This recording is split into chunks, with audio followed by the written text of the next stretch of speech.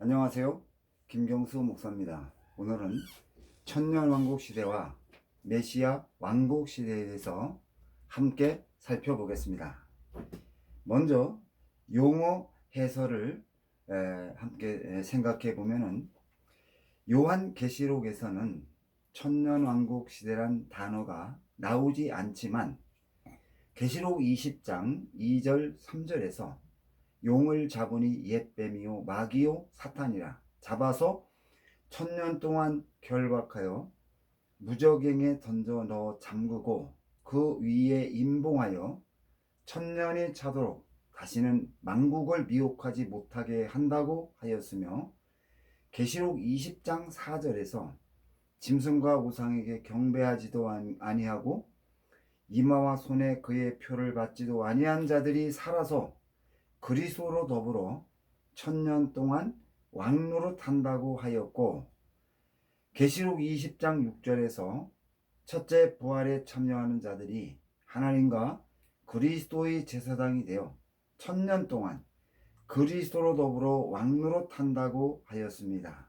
여기서 천년의 시간은 사탄이 쇠사슬에 결박되어 무저갱에 갇혀 있는 시간이며, 첫째 부활에 참여한 성도들이 그리스도와 함께 왕노릇하며 다스리는 시간인데, 이 기간을 통상적으로 천년왕국 시대라고 호칭하며 가장 적절한 표현이라고 생각이 됩니다. 천년왕국 시대에서 살펴보면은 천년왕국 시대는 한마디로 계시록 1장 5절 6절과 계시록 5장 10절에 기록된 말씀이 성취되는 시대라고 정의할 수가 있습니다. 계시록 1장 5절 6절에서 또 충성된 증인으로 죽은 자들 가운데서 먼저 나시고 땅의 임금들의 머리가 되신 예수 그리스도로 말미암아 은혜와 평강이 너희에게 있기를 원하노라.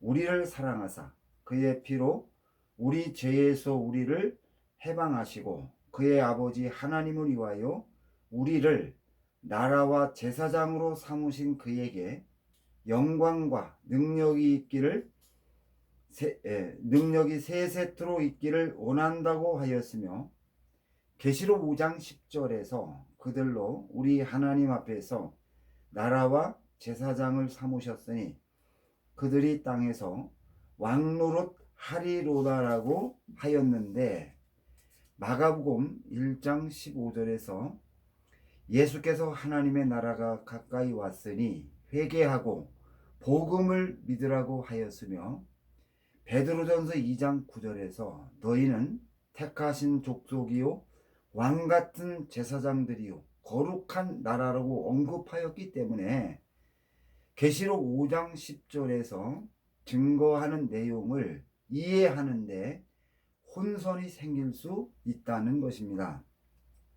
그런데 베드로전서 2장 9절은 구약 시대와 비교해서 생긴 변화를 나타내고 있습니다.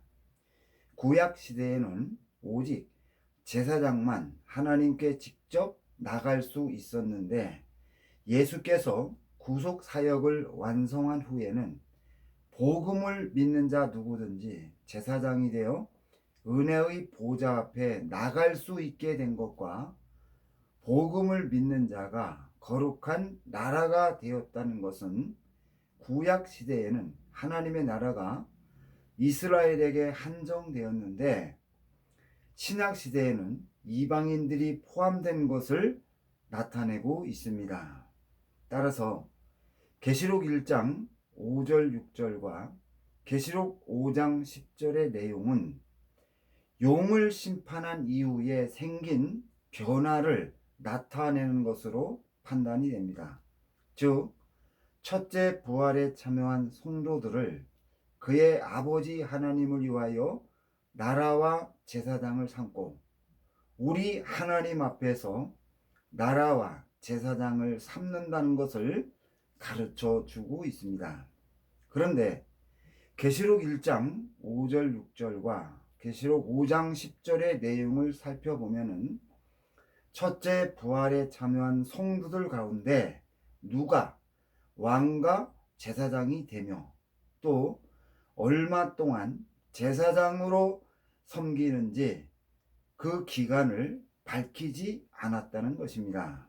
그리고 본절에서 언급하는 나라는 하나님의 온전한 통치가 이루어지는 상황에서의 나라를 의미하는 것입니다.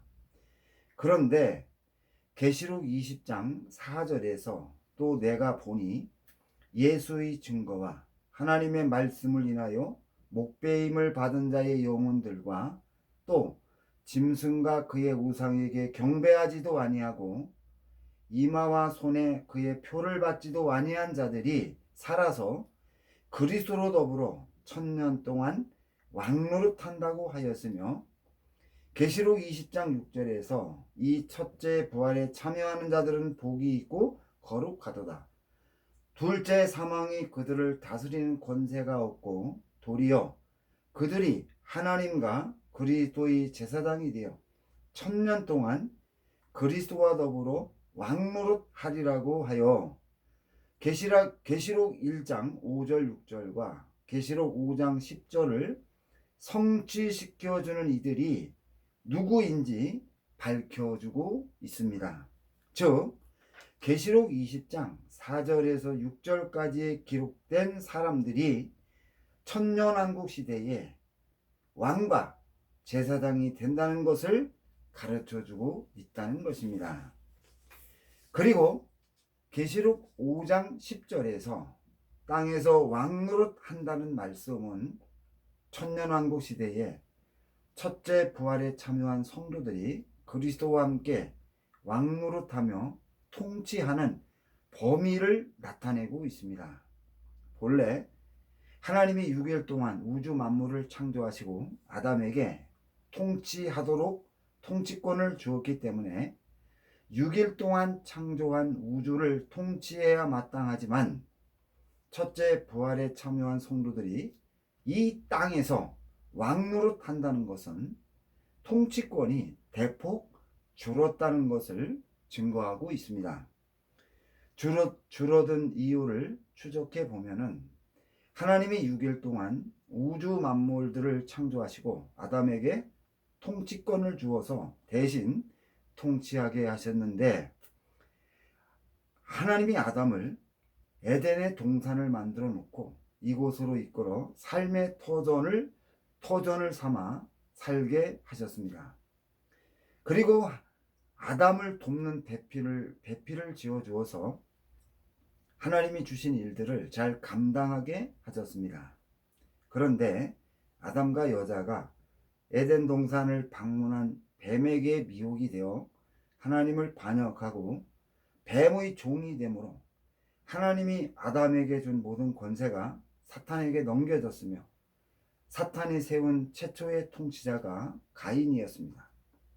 아담의 자손과 동물들이 번창하여 혼자서 감당할 수 없게 되자 가인이 새로운 통치자를 세우고 통치권을 분양해 주어 독립적으로 통치하게 했고 이런 결정을 창조주 하나님께 예배를 드리면서 보고하도록 그렇게 했습니다.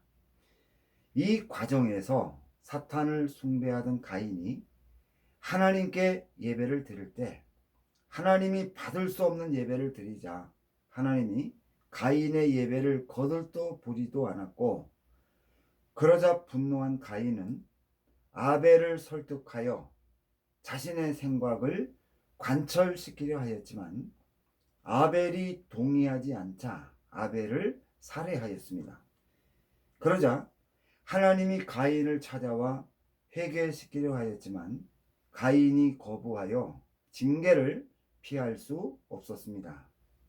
가인이 받은 징계는 농사를 지을 수 없고 온 세상을 떠들게 하여 가인이 더 이상 통치할 수 없게 되었으며 가인의 죄악으로 통치권이 박탈되었기 때문에 아벨이 대신 감당해야 했는데 아벨이 결혼하지 않아 물려줄 사람이 없어서 아담의 특별한 아들 셋이 아벨을 대신하여 통치권을 물려받게 됩니다. 그리고 계속해서 사람과 짐승이 번창해지자 셋이 자신의 자손 가운데 통치자를 세우고 통치권을 분양해 주었습니다. 통치권을 상실한 후에 회개하지 않은 가인이 전쟁을 통하여 셋의 통치권을 빼앗으려 했지만 전쟁에서 패배하였고, 전쟁 후에 셋의 자손들이 육식으로 아름다워진 가인의 자손 여자들과 결혼하기 시작하였고, 이 후에도 가인의 가치관을 가진 여자들과 결혼을 계속하였습니다. 그리고 셋의 가정에 들어온 여자들이 태어난 자식들을 양육함으로 셋의 자손이 변질되기 시작하였습니다. 이러한 일이 오랜 시간 계속되므로 셋의 자손들이 가인의 사상을 가진 사람들이 되었고, 이들이 사탄의 종이 되므로 셋의 자손들이 가진 통치권이 자연스럽게 다시 사탄에게 넘겨졌습니다. 이때 세상을 통치하며 영향력을 끼치는 셋의 자손을 이용하여 온 세상을 타락시키므로 하나님의 심판을 받게 하여 멸망시키려는 사탄의 계획이 실행이 되어서 망하게 만들었습니다.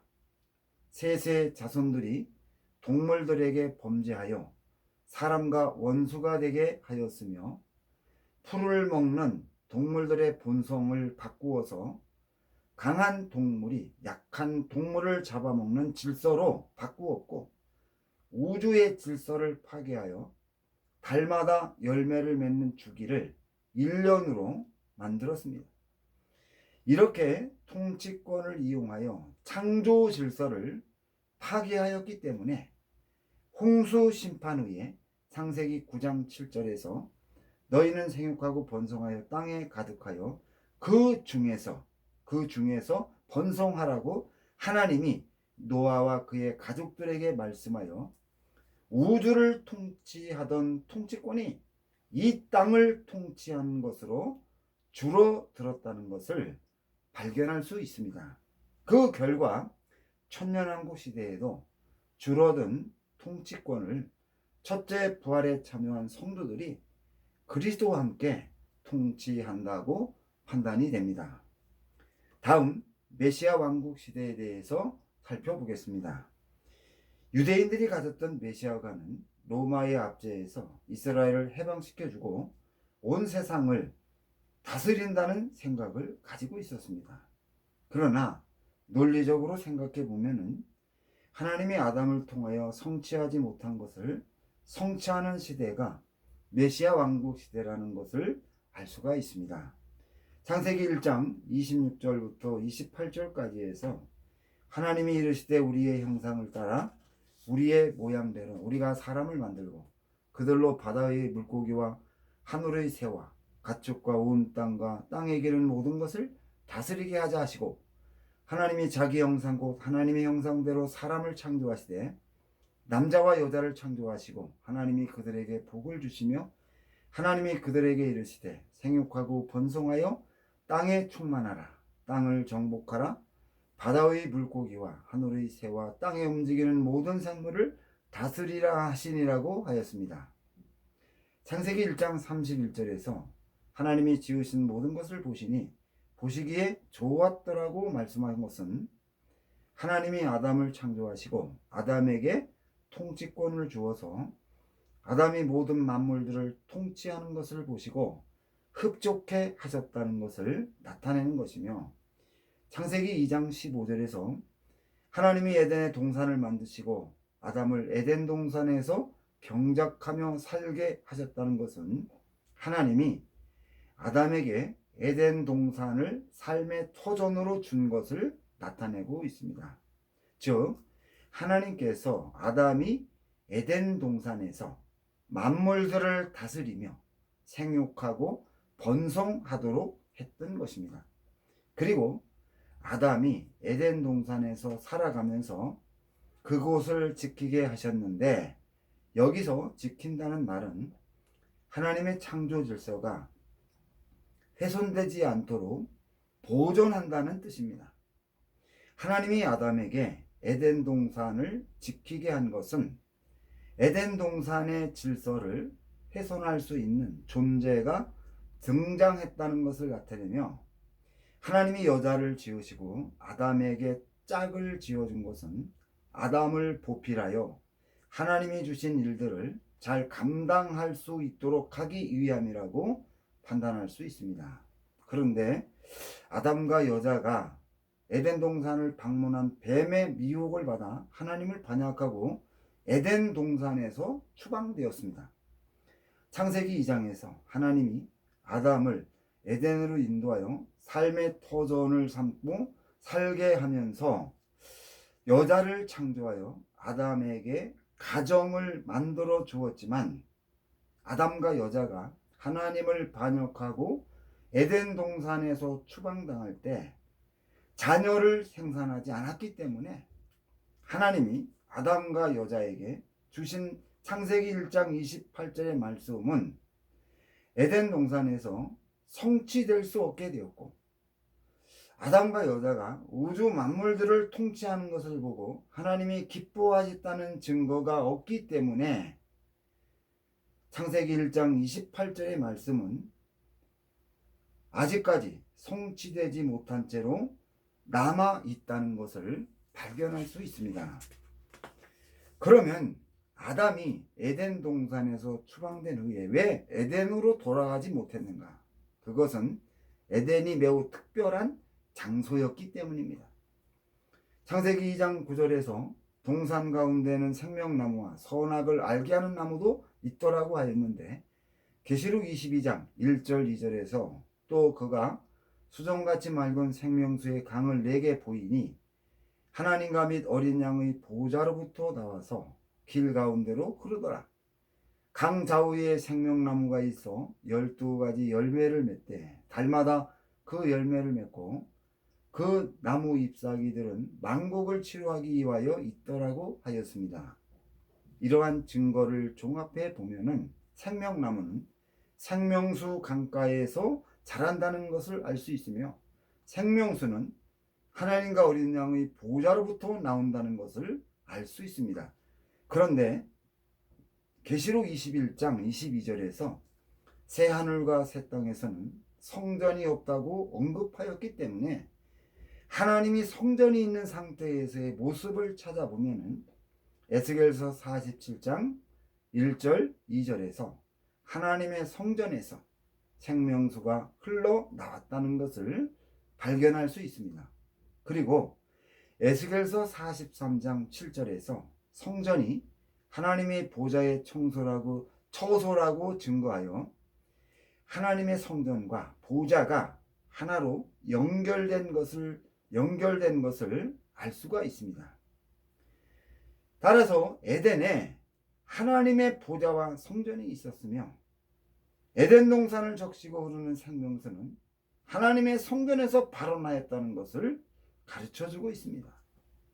에덴에 있는 하나님의 보좌에서 우주를 통치하셨고 성전에서 모든 피조물들에게 경배를 받았기 때문에 에덴은 거룩하고 특별한 장소에서 죄를 회개하지 않은 아담과 여자가 거할 수 없었다는 것을 증거하고 있습니다.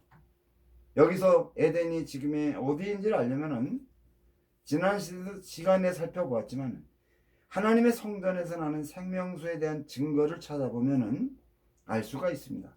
창세기 2장에서 하나님의 성전에서 생명수가 흘러나와 네 강으로 흘러갔으며, 요엘서 3장 18절에서 그날에 산들이 단 포도들을 떨어뜨릴 것이며 작은 산들이 젖을 흘릴 것이며 유다 모든 시내가 물을 흘릴 것이며 여호와의 성전에서 샘이 흘러나와 시딤 골짜기에 대리라고 하였으며, 스가랴서 13장 1절에서 그날의 죄와 더러움을 씻는 샘이 다윗의 족속과 예루살렘 주민을 위하여 열리리라고 하였고, 스가랴서 14장 8절에서 그 날에 생수가 예루살렘에서 솟아나서 절반은 동해로 절반은 서해로 흐를 것이라.